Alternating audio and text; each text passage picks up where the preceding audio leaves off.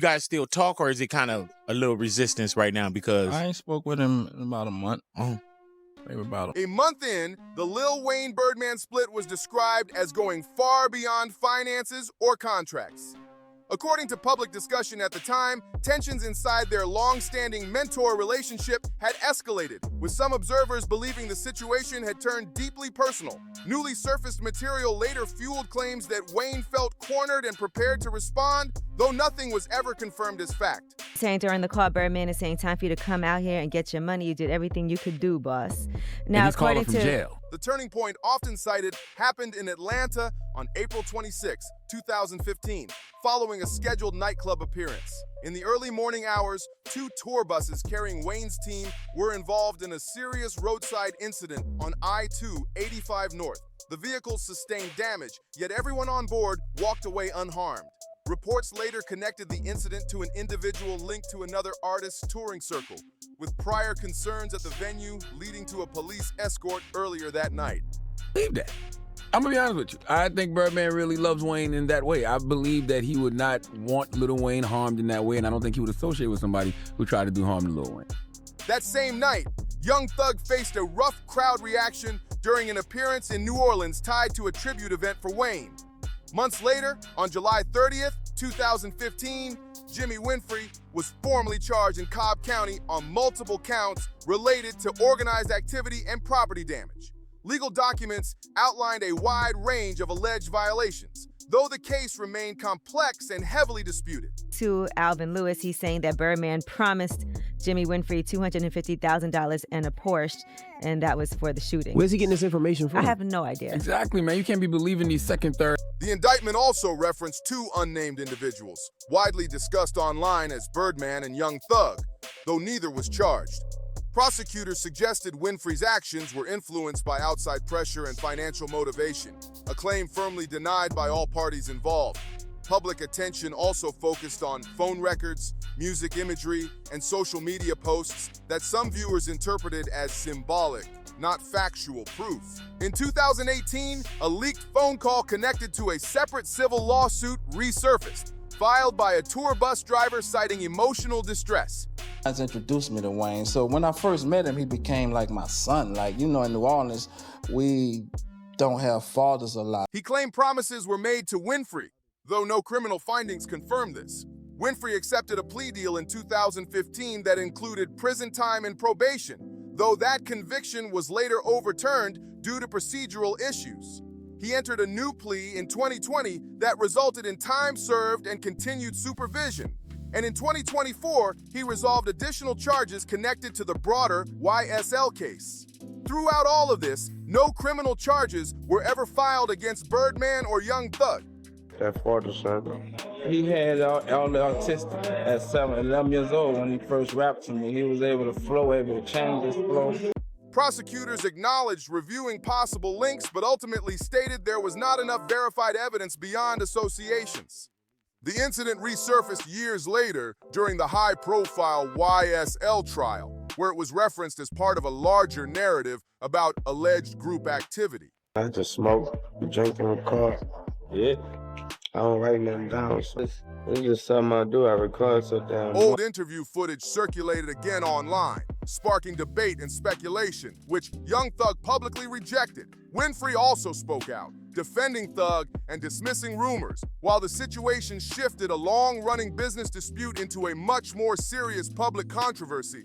The true level of involvement by others has remained unresolved, leaving lasting questions within hip-hop culture.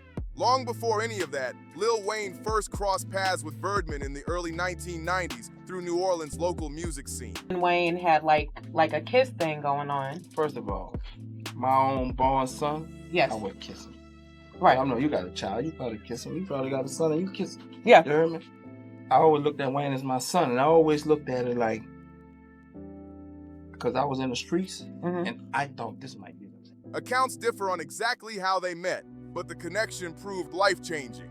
Birdman had just co-founded Cash Money Records with his brother Slim, building it from the ground up as an independent operation. Wayne first caught Birdman's attention by leaving freestyles on his voicemail, showing sharp storytelling and hunger that stood out immediately. Those early recordings reflected a young artist who saw music as a serious path forward, shaped by the realities of his environment and a city where creative success felt like one of the few ways to rise above circumstances. For the Sun album coming in. They want out. It's just, I guess, I'm been blessed to be keeping with the uprise with the music business. And Drake just did $1 million, been #1 for the last 8-9 weeks. Nicki in the lab.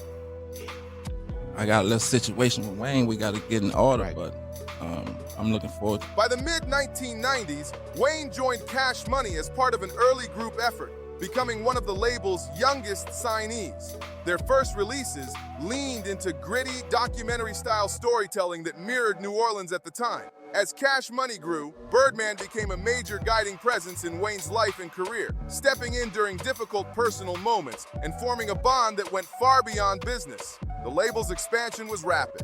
A landmark deal with a major record company pushed Cash Money onto the national stage, followed by massive commercial success from both group projects and solo releases. Still talk, or is it kind of a little resistance right now because I ain't spoke with him in about a month. Maybe about a month. Each other every day. Who? Me and Wayne, we work right next to each other at the studio. Are you serious? So if you're in Studio A and he's in Studio B, y'all be there at the same time? Yeah. And y'all don't talk to each other? Every night. Wayne's early solo work quickly gained traction, and public interviews often highlighted the close relationship between him and Birdman, with Wayne frequently describing that bond in deeply personal terms. A connection that became central to Cash Money's rise. A widely shared photo from 2006 showing Birdman and Wayne sparked heavy online discussion at the time, though Wayne later explained it as a symbolic family-style gesture rather than anything controversial. I want the music business to interfere with my relationship with my son anyway. I love him to death. I raised him. So that's something I would personally have to do because I don't ever want that, because right now it's affecting our personal relationship. Right. Around that period, Wayne's role at Cash Money expanded rapidly as he stepped into leadership and launched Young Money Entertainment as a connected imprint. Under Wayne's guidance, Young Money grew into a dominant force after signing major artists like Drake and Nicki Minaj, reshaping the sound of late 2000s hip-hop. Wayne's own releases reached historic sales milestones, cementing his influence across the industry. Collaborative projects with Birdman further reinforced their public image as a unified duo, presenting themselves as partners who built success side by side. Their music and visuals helped define an era, popularizing flashy Southern style. Point we're gonna get together. It ain't like we enemies. We definitely not enemies. Right, I hear you. In no kind of way. But like I said, at the end of the day, before it's all said and done for me, he's what I came in the game with, and he what I wanted. Luxury aesthetics and confidence-driven branding that became mainstream. Wayne stood at the center of it all, often seen as the clearest example of the Cash Money formula working at its highest level. Several longtime Cash Money figures later voiced financial disputes with the label. Manny Fresh, BG, and Juvenile all publicly claimed they were not properly compensated, with Juvenile exiting the label more than once and filing a lawsuit over unpaid royalties. Wayne. Yes. What happened was, It's a lot of moving parts with me and Wayne, and it's important to me that I fix that. I will fix that, and one day, I brought him in the game before his biological still living. I was a father for him. Manny Fresh, the producer behind much of Cash Money's signature sound, departed in the mid-2000s after disagreements over fees. These claims fueled a narrative that the label's business practices were tense and unconventional, even as Wayne remained loyal and continued to trust Birdman completely. Honest with you. And I just think, for the business, I ain't gonna let it rest like that. I ain't gonna let the game go when we be on different sides of the coin. Wayne's loyalty only deepened as Young Money grew, especially after a massive distribution deal tied to Universal that brought in significant funding meant to support Wayne's imprint and future artists. Over time, Wayne later suggested that disagreements emerged over how those funds were managed and how the label's priorities were shifting. The rise of new talent under Birdman's separate ventures added to Wayne's frustration, as he reportedly felt sidelined after years of carrying the brand. Self-explain itself, and I ain't come here to explain that. I just came here to be a part of your show, and It's nothing I can't really explain, but in due time, what I can tell you is, at some point in life, you're gonna see me and Wayne working together. By 2014, delays surrounding Wayne's long-awaited album became a breaking point. Despite the project being finished, its release kept getting pushed back, leading to widespread speculation about contract disputes and control issues behind the scenes. Wayne publicly expressed feeling stuck and unheard, marking a sharp turn in a relationship once seen as unbreakable. What began as a mentor-style partnership slowly unraveled into public claims of financial disputes and broken trust. The empire they built together started showing visible cracks, and what was once viewed as unshakable unity turned into a very public collapse that played out in front of the entire culture. He wanted to leave Cash Money. I wouldn't know, that's, only he know what's going on with his wallet and what he's supposed to have or whatever, so I wouldn't know. They've been together. When things finally shifted, it happened fast and in full view. On December 4th, 2014, the first major rupture went public. Lil Wayne took to social media to openly criticize Birdman for delaying the release of Thaw Carter Fee, which had been scheduled for that month. He described feeling trapped in his contract and made it clear he wanted to leave the label. The post spread instantly, stunning fans who had long viewed their relationship as family-level close. The situation was no longer private, and the tension became impossible to ignore. Kissed in the mouth, bro, forever. Like that's like y'all are forever known as the hip hop couple who kissed each other in the mouth. Like whenever people talk about weird things we've seen in hip hop and how hip hop has gotten so strange and people are accepting of it, that's one of the things they always. Days later, Wayne addressed the issue at a public event, hinting that he was dealing with serious behind-the-scenes problems and hoped for resolution soon. His frustration was evident, and it became clear this was more than a routine business disagreement. In early 2015, Wayne released Sorry for the Wait To, using the project to speak directly to fans and express his disappointment with Cash Money. One line made his position unmistakable. His focus was now solely on Young Money. By January 25th, 2015, Wayne escalated matters legally, filing a $51 million lawsuit against Cash Money over contract issues and delayed payments while seeking to exit the label entirely. His management team echoed his frustrations publicly, emphasizing how central Wayne had been to the label's success. Between early 2015 and 2016, the conflict between Wayne and Cash Money continued to play out publicly through music, performances, and legal action. In March 2015, Wayne used a Young Money freestyle to voice his frustration, followed by on-stage moments where he openly distanced himself from Cash Money. Around the same time, Birdman maintained publicly that the relationship was not completely over, even as tensions remained obvious. Over the next few months, Wayne reinforced his stance through guest verses and independent releases, repeatedly signaling that his ties to Cash Money were finished. He later partnered with a streaming platform for a standalone project which further emphasized his independence. Legal disputes expanded beyond Cash Money, pulling in other industry players over contract and distribution disagreements, adding more pressure to an already volatile situation. In early 2016, a brief on-stage reunion between Wayne and Birdman sparked hope that the issues had been resolved, but the peace did not last. Additional lawsuits followed, with Wayne alleging serious financial mismanagement tied to Young Money's earnings. His frustration became increasingly visible, both in interviews and performances, and by late 2016, he even hinted at stepping away from music entirely. What fans witnessed was the slow unraveling of a once iconic partnership. Even while Birdman spoke publicly about possible reconciliation, the conflict was clearly shifting into a far more serious phase, showing that the fallout went well beyond creative disagreements. What began as a business dispute had turned into a prolonged legal fight that put Wayne's career and independence on pause.